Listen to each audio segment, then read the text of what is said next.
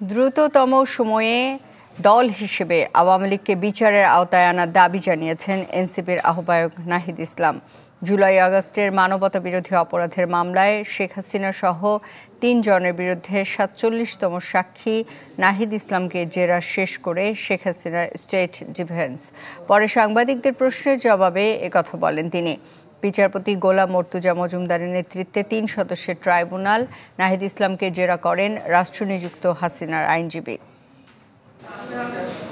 Furniture just smarter, JMG furniture.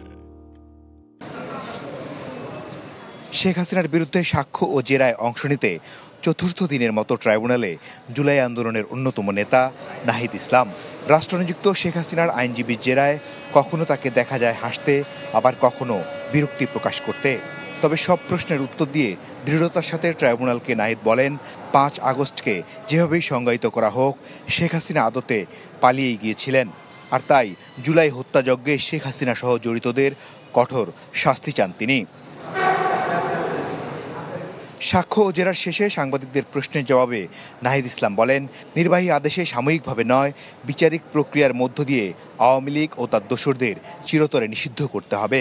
তিনি আরও বলেন, জুলাই গণঅভ্যুত্থান ছিল স্বতঃস্ফূর্ত, সম্পৃক্ততা নেই কোনো দেশি বিদেশি ষড়যন্ত্রের। জনগণের অভ্যুত্থান হিসেবে জুলাই আগস্ট অভ্যুত্থান সংগঠিত হয়েছিল। এখানে কোনো দেশি বিদেশি শক্তি বা কোনো শক্তির কোনো ধরনের ইন্ধন বা কোনো কিছুই ছিল না। জনগণ স্বতঃস্ফূর্তভাবে রাজপথে নেমে এসেছিল, জীবন দিয়ে প্রতিরোধ করে এই সফলতা নিয়েছে। এবং শেখ হাসিনা সহ অন্যরা জনগণ এবং বিচারের মুখোমুখি হতে ভয় পেয়ে তারা দেশ ত্যাগ করেছে, দেশ থেকে পালিয়ে যেতে বাধ্য হয়েছে।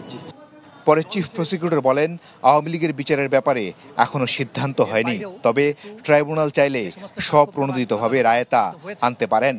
ব্যক্তির বিরুদ্ধে যে সমস্ত সাক্ষ্য প্রমাণ আসছে, সেই সব সাক্ষ্য প্রমাণের মধ্যেও দল হিসেবে সেই সময়ের ক্ষমতাসীন যে দল ছিল আওয়ামী লীগ, তার সহযোগী সংগঠন হিসেবে যুবলীগ, ছাত্রলীগ, স্বেচ্ছাসেবক লীগ, 14 দল, তাদের সম্পৃক্ততার অকাট্য প্রমাণ কিন্তু আদালতে আসছে।